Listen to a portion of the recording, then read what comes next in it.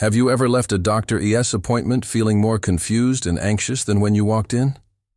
You did everything you were supposed to. You got the test, you followed the protocol, only to be handed a result that's vague, scary, and leads to even more tests. What if I told you that in your golden years, your dedication to being thorough with your health could actually be steering you towards harm, not away from it? Stick with me for the next few minutes, because we're diving into a critical, often unspoken truth about aging wisely. This isn't about skipping your doctor's advice. It's about having an informed conversation to avoid unnecessary and sometimes dangerous medical interventions. Today, we're uncovering 5 common health checkups that, after 70, may harm you more than they help. Let's start with a scenario that might feel familiar. You go in for a routine physical, feeling perfectly fine, and your doctor orders a full battery of tests, just to be safe. It sounds responsible, right? But this shotgun approach to screening is where the trouble often begins. For seniors, the calculus of risk versus benefit changes dramatically. A test that makes sense at 50 can be not just a waste of money at 75, but a direct pathway to overdiagnosis and overtreatment. Overdiagnosis is when a test finds a condition that would never have caused any symptoms or problems in your lifetime. It sounds like a good thing to find it early, but it's not. It leads to a cascade of anxiety, more invasive tests, and treatments that carry their own serious risks. Your body has been through a lot, and it deserves a strategy focused on your quality of life, not just finding problems. So let's get into the first checkup you should question. The routine PSA test for prostate cancer. For decades, men have been told that getting their PSA, or prostate-specific antigen, levels checked is the cornerstone of male health. But after 70, the evidence is overwhelmingly clear that the harms often outweigh the benefits. Here's the conflict. The PSA test is notoriously unreliable. It can be elevated due to a simple infection, a benign enlarged prostate, or even recent sexual activity. But a high reading, especially in an older man, almost always triggers a biopsy, a procedure that itself can cause bleeding, infection, and pain. Now for the emotional beat. The real harm comes after the biopsy. The vast majority of prostate cancers found in men over 70 are slow-growing.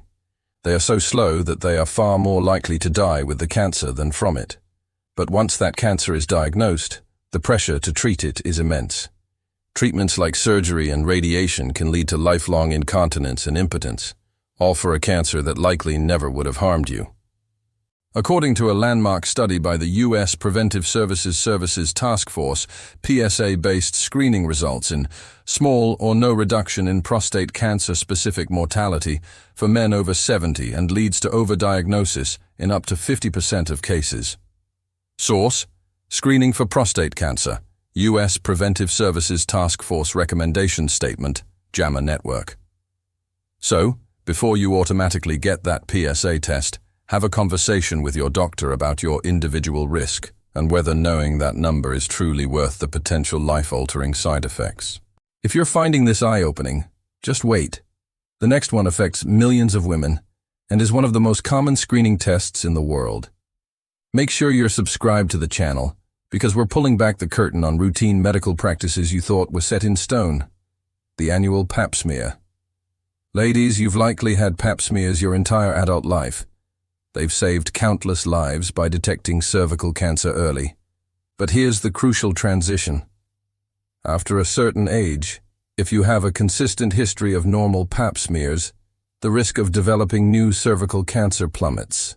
Major medical organizations, including the American Cancer Society, explicitly recommend that women over 65 can safely stop pap smear screening if they have had adequate prior screening with normal results.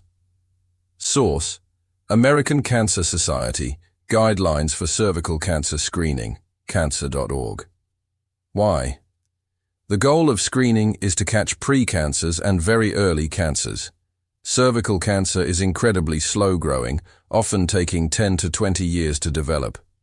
If you've had a decade of normal tests leading into your 70s, the chance of a new, aggressive cancer appearing is extremely low. Continuing these tests often leads to false positives, abnormal cells that are not cancer, which then lead to unnecessary and painful follow-up procedures like colposcopies and biopsies.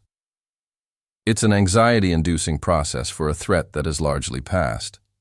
This is about freeing you from unnecessary medical procedures and focusing on what truly matters for your health now. Speaking of focusing on what matters, our next test is one that many seniors request, thinking it's a comprehensive look inside their body.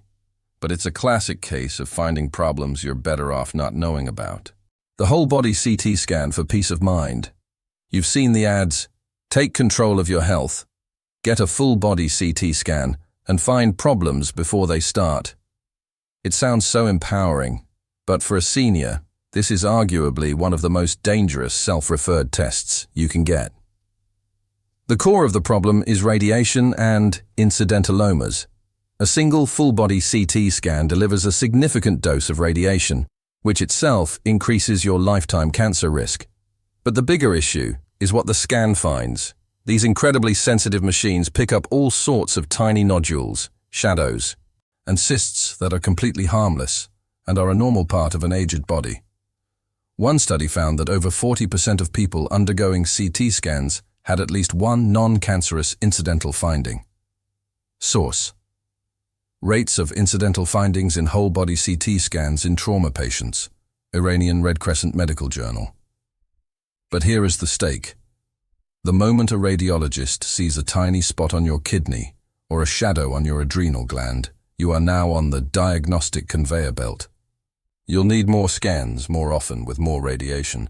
You might need a biopsy. You will definitely have anxiety. You are potentially subjecting yourself to invasive procedures for a problem that would have lived with you peacefully for the rest of your days. True peace of mind doesn't come from a fishing expedition inside your body. It comes from a trusted relationship with your doctor who orders tests based on your specific symptoms and risks. We've covered some big ones, but we have 2 more crucial checkups to discuss, including a common heart test that might be doing more harm than good. Don't go anywhere. The routine stress echocardiogram for asymptomatic adults. If you have chest pain or shortness of breath, a stress test is vital. But if you're a healthy 75-year-old with no symptoms, getting a routine stress echo, just to check, is a recipe for trouble. The test can produce false positives, suggesting a blockage where none exists. This often leads directly to an angiogram, an invasive procedure where a catheter is threaded into your heart arteries. Angiograms carry risks of bleeding, blood clots, heart attack, and even stroke. You could end up with a stent for a blockage that wasn't actually causing a problem, all because of a routine test you didn't need.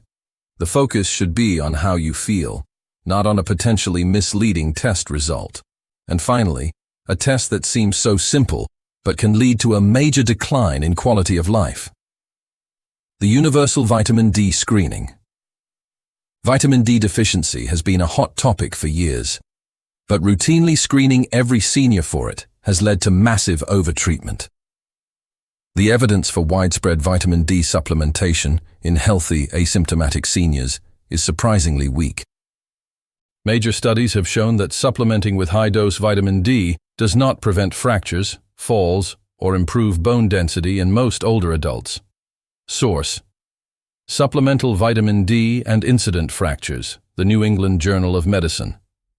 Yet a slightly low number on a blood test often leads to a prescription for high-dose pills. At best, it's a waste of money.